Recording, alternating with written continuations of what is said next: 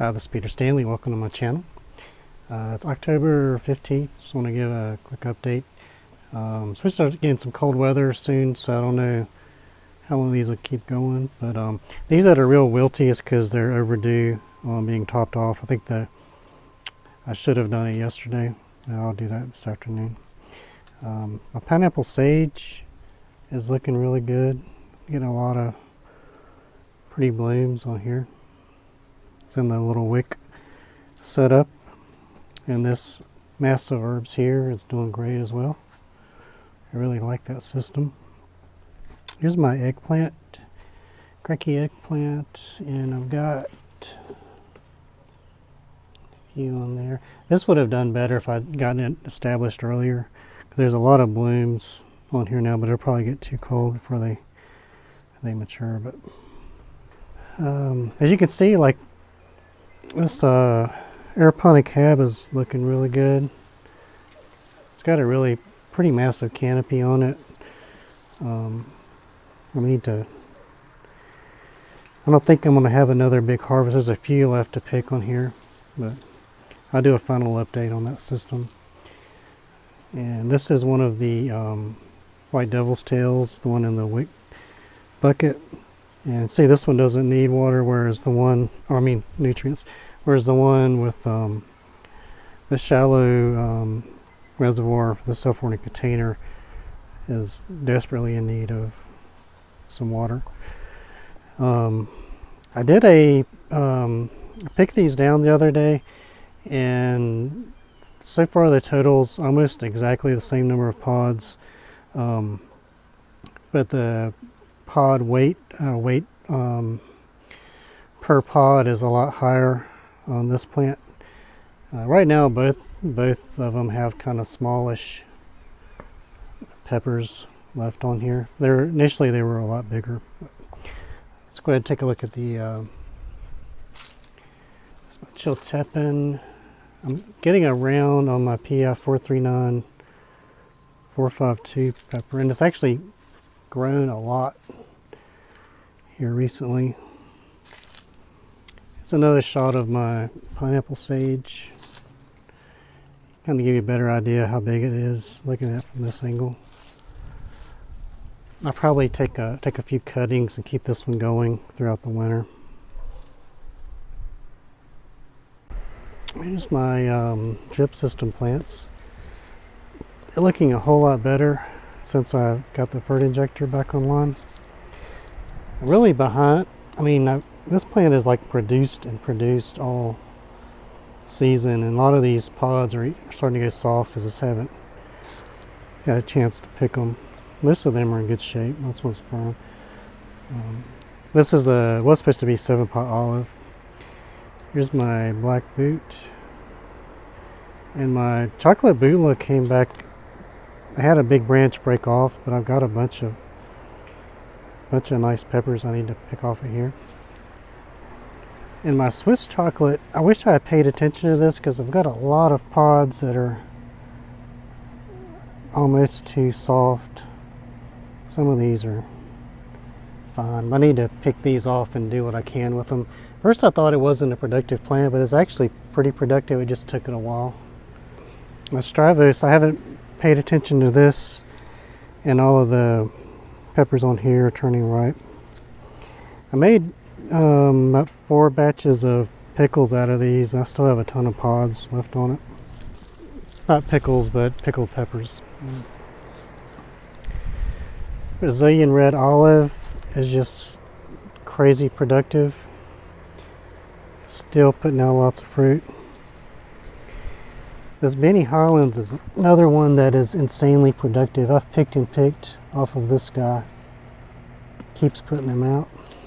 I'm getting a lot of ripe on my Queen Laurie. It's a really nice plant. It's definitely worth growing. It takes a while. Peppers are amazing. There's my Papachito cross. Got a lot overdue to be picked. Sadeja Dahamapai has a ton on here. I'm going to try to pick these all down and before it gets cold. I've got to get busy. I Picked up like another 2 pounds off my daddle plant, and I've got a bunch on here still ripening. And I'm kind of running out of space here. Some of these have fallen over.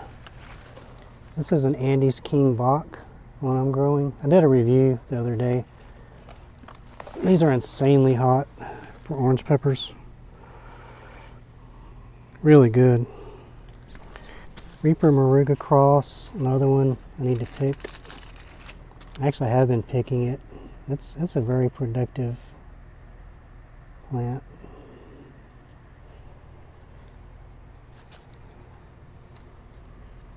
I mean, it goes on. I mean, there's lots of nice fruits on there.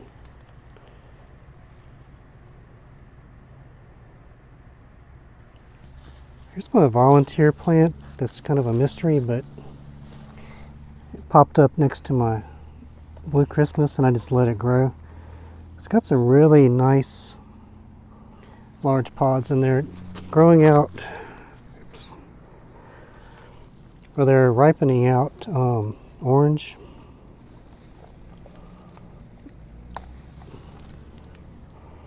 This is about an average, good light here, average size. I did a little taste test of a sliver and it tastes very much like Carbonero. Very nice heat, but it looks a little too big.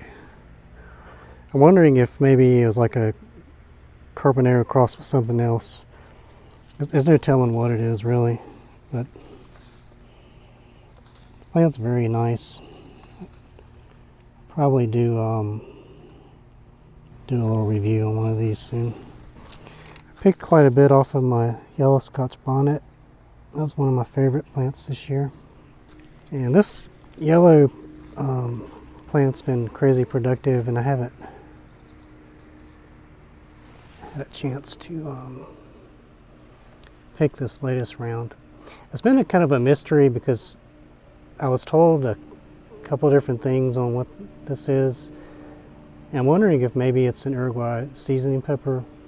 Because I got one from a friend that looked almost identical and tasted real similar to this. Not 100% sure.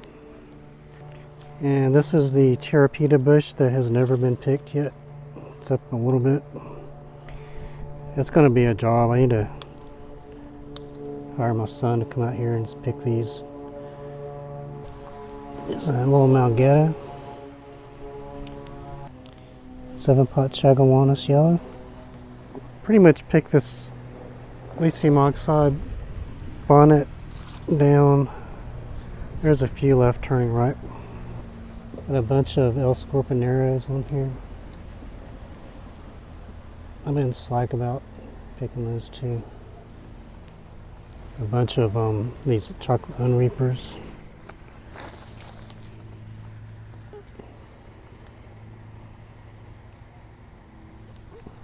There's a bunch of 7-pot primos on here. You can see a bunch in the background there. There's several there. That's another volunteer plant. It's popped up. From looking at the pods, I haven't tasted it, but I'm almost 100% sure that it's Mayan love pepper. They look just like this.